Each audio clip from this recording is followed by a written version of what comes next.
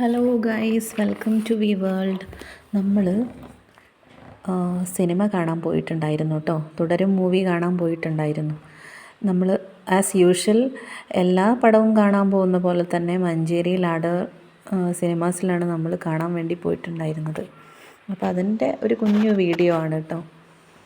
കുട്ടികൾ ചെറുതായതുകൊണ്ട് അവരെ കൊണ്ട് ഇരുത്തുക ഒക്കെ ബുദ്ധിമുട്ടുള്ള കാര്യമാണ്. പക്ഷേ എന്തോ ഒരു അനുഗ്രഹം, ഇവർ ട്വിൻസ് രണ്ടുപേരും അടങ്ങിയിരിക്കും സിനിമ കാണുമ്പോൾ. നമ്മൾ വളരെ ചെറുതായ സമയം മുതലേ ആകെപ്പാടെ ഒന്ന് പുറത്തേക്ക് ഇറങ്ങുക ഒരു സിനിമ കാണാനാണ്.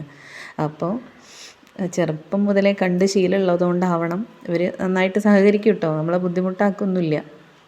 കൺമണി ചിലപ്പോൾ ഉറങ്ങിയെന്ന് വരും, പക്ഷേ കുഞ്ഞപ്പൻ കുറച്ച് സമയമൊക്കെ ഇരിക്കും. ഈ തുടരും മൂവി കണ്ട സമയത്ത് കുഞ്ഞപ്പൻ അത് മുഴുവനും ഭയങ്കര എക്സൈറ്റ്മെൻറ്റോടു കൂടി ഇരുന്ന് കണ്ടിട്ടുണ്ട്. കാര്യം എന്തായാലും ഭയങ്കര ഹാപ്പി ആയിരുന്നു കേട്ടോ. നമ്മൾ മോഹൻലാലിൻ്റെയും മമ്മൂക്കേൻ്റെയൊക്കെ പഴയ സിനിമകൾ, നല്ല പടങ്ങൾ 90s ജനിച്ചവരായതുകൊണ്ട് നമുക്ക് ഒരുപാട് കാണാനുള്ള അവസരം ഉണ്ടായിട്ടുണ്ട്.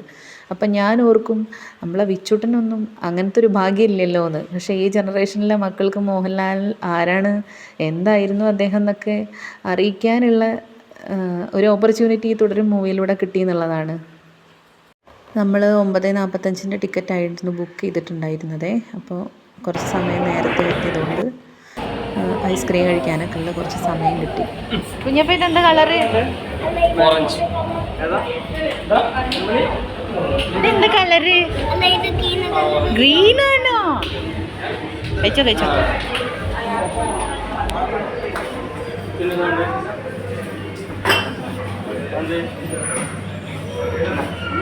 കഴിച്ചോ കഴിച്ചോ.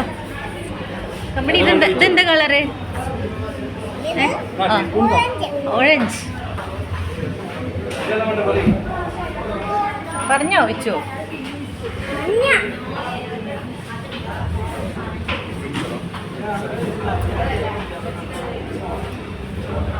കണ്ടവരൊക്കെ നല്ലത് പറഞ്ഞുകൊണ്ട് തന്നെ ഈ സിനിമ കാണാൻ നമ്മൾ ഭയങ്കര ഈഗേർലി വെയിറ്റിംഗ് ആയിരുന്നു കേട്ടോ. പഴയ ലാലേട്ടൻ തിരിച്ചു വന്നതായിട്ട് തോന്നിയ പല മുഹൂർത്തങ്ങളും സിനിമയിലുണ്ടായിരുന്നു.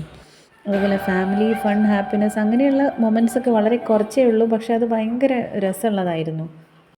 അതുപോലെ തന്നെ ആക്ട്രസ് ശോഭന, പ്രകാശ് വർമ്മ, ബിനു പപ്പു ഇവരൊക്കെ നല്ല അടിപൊളിയായിട്ട് അഭിനയിച്ചിട്ടുണ്ടായിരുന്നു കേട്ടോ.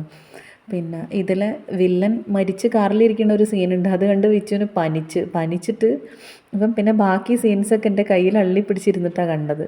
പിന്നെ ആളുകൾ പറഞ്ഞേട്ടപ്പോൾ ഞാൻ ഓർത്തത് തന്മാത്ര, ഭ്രമരമൊക്കെ പോലെ ഭയങ്കര അങ്ങനെ ആ ഒരു ലൈൻ ഉള്ള മൂവി ആയിരിക്കുന്ന ഇത്. പക്ഷേ എനിക്ക് തോന്നിയത് ഒരു ദൃശ്യം ലൈക്ക് സ്റ്റോറിയൊക്കെ ആയിട്ട് തോന്നി. ചെറുതായിട്ട്, കംപ്ലീറ്റ് ആയിട്ടില്ല, എന്നാലും ഞാൻ പ്രതീക്ഷിച്ച പോലത്തെ ഒരു സിനിമ ആയിരുന്നില്ല. സെക്കൻഡ് ഹാഫൊക്കെ ഭയങ്കര ഫയറായിരുന്നു കേട്ടോ. ഒരു പുലിമുരുകൻ ടച്ചൊക്കെ തോന്നി മോഹൻലാലിൻ്റെ കോസ്റ്റ്യൂമും അതുപോലെ ഫൈറ്റൊക്കെ കണ്ടപ്പോൾ. എന്തായാലും അടിപൊളി മൂവി, ഈ അടുത്ത് കണ്ടതിൽ വെച്ച് അടിപൊളി മൂവി.